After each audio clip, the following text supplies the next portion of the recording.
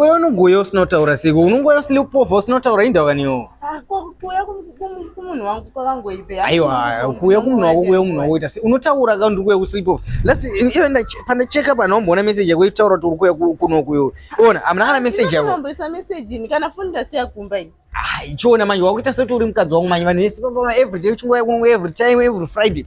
Every Friday watoka kuno ingo izvo zuva richiripo udaro manje. Kuitawo surprise kandi uri mukomana wangu. Aiwa but surprise iyo ndio ndisingadi manje kuti unongoya usinota unotaura kuti uri kuya. Ende unongoenda mbotaimira chi unongoenda mbotaimirani ufunga ndine munhu ya udaro manje. Ndatongoti ndishongoyawo kumunhu wangu. Surprise ipi yauri kutaura surprise iye. Ndati ndikuigire chibhodhoro ichi andanzwa last time ichiti anzi handina doro ndatokutengerawo nizviri. Yeah? Watengera inini? Mushop ndibva ndatongokutengera. Apa baby wakanyanya manje. Wakunditi ndakanyanya manje. London Dry Aichi ndo chibhodhoro tai. Aiwa yani be ajaya. Ndaichongotamba kana.